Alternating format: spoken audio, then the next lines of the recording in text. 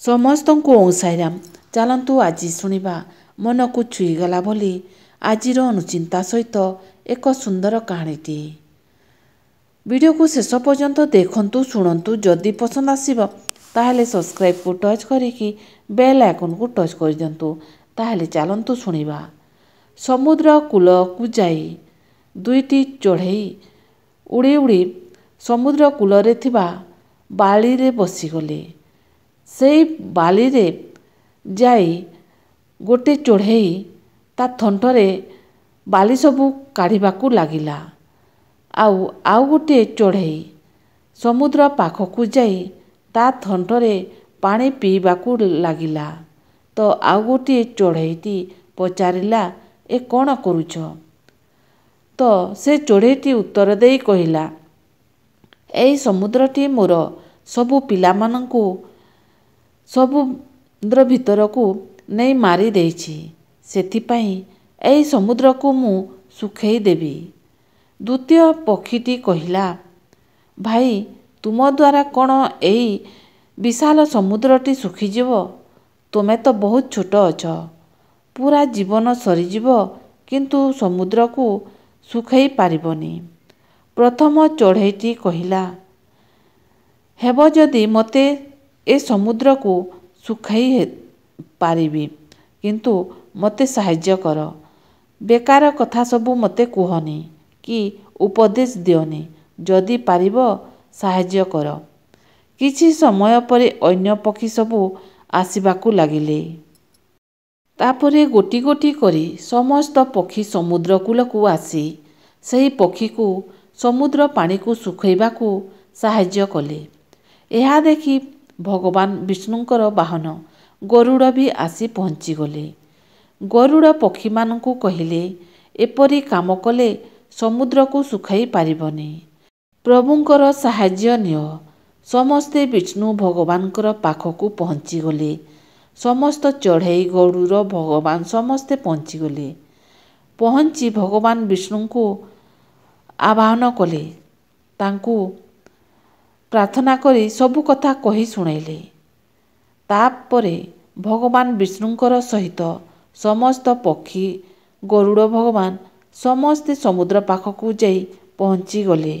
ତାପରେ ସମୁଦ୍ର ଭଗବାନ ସବୁ ଚଢ଼େଇମାନଙ୍କୁ ଏବଂ ବିଷ୍ଣୁ ଭଗବାନ ଗରୁଡ଼ଙ୍କୁ ଦେଖି ଡରିଗଲେ ଆଉ କହିଲେ, ଆସିବାର ତାତ୍ପର୍ଯ୍ୟ କ'ଣ ଭଗବାନ?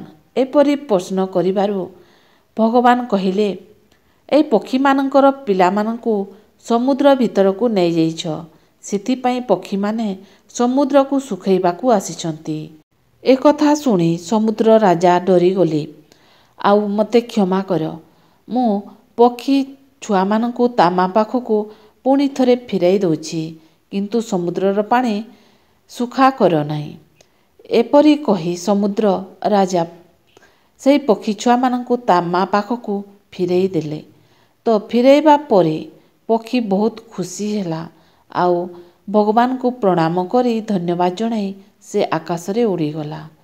ତାପରେ ଭଗବାନ ବିଷ୍ଣୁ ମଧ୍ୟ ସମୁଦ୍ରକୁ ଆଶୀର୍ବାଦ ଦେଇ କହିଲେ, ତମେ କାହାକୁ ବି ସମୁଦ୍ର ଭିତରକୁ ନେବ ନାହିଁ। ଏପରି କହି ଭଗବାନ ମଧ୍ୟ ଅନ୍ତର୍ଦ୍ଧାନ ହୋଇଗଲେ। ସେହି ଦିନଠାରୁ ସମୁଦ୍ର ରାଜା କୌଣସି ବି ଜିନିଷ ସମୁଦ୍ର ଭିତରେ ରଖନ୍ତି ନାହିଁ, ସବୁ ଫେରାଇ ଦିଅନ୍ତି। ଆମେ ଏଇ କାହାଣୀରୁ ଶିଖିଲୁ ଯେ ଗୋଟେ ଛୋଟିଆ ଚଢ଼େଇଟିଏ ତାର ଶ୍ରଦ୍ଧା, ଭକ୍ତି, ବିଶ୍ୱାସ ଆଉ ଧୈର୍ଯ୍ୟ ପାଇଁ ତା ପିଲାମାନଙ୍କୁ ପୁଣି ଥରେ ପାଇପାରିଲା।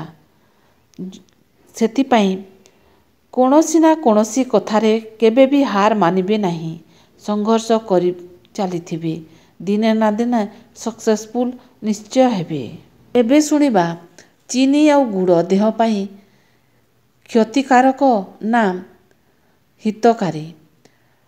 ଚାହା ହେଉ କି କ୍ଷୀର, ଦହି ହେଉ କି ସରବତ, ବିନା ମିଠାରେ କୌଣସି ଜିନିଷ ଖାଇବାକୁ ପ୍ରାୟତଃ କାହାକୁ ଭଲ ଲାଗେନି। ଚିନି ହେଉ କି ଗୁଡ଼, ମିଠା ଟିକେ ଲାଗିବା ନିହାତି ଦରକାର।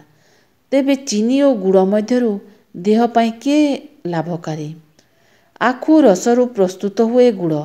ଏହା ଆମ ଶରୀରର ଶକ୍ତି ବଢ଼ାଏ, ଦେହକୁ ଗରମ ରଖେ, ଶରୀରରୁ ଟକ୍ସିନ୍ ବା ବିଷାକ୍ତ ଜିନିଷ ବାହାର କରିବାରେ ସାହାଯ୍ୟ କରେ।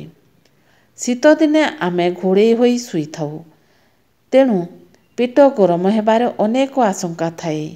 ତେଣୁ ଏହା ପେଟକୁ ମଧ୍ୟ ଖରାପ କରେ।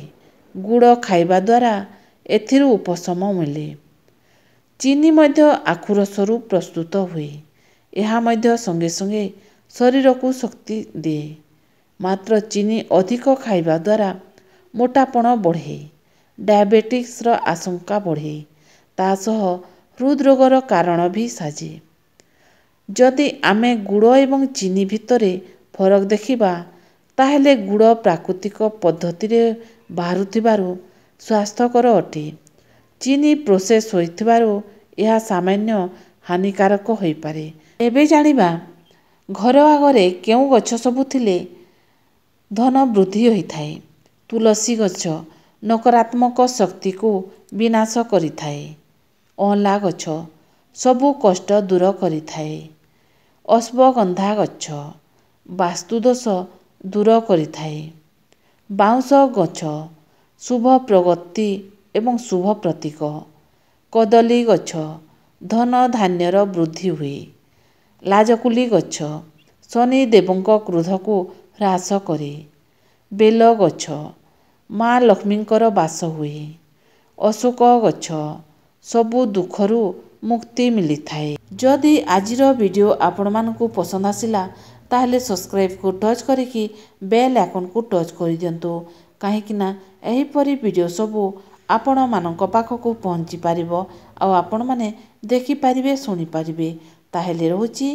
ଓଁ ସାଇରାମ, ଜୟ ସାଇରାମ।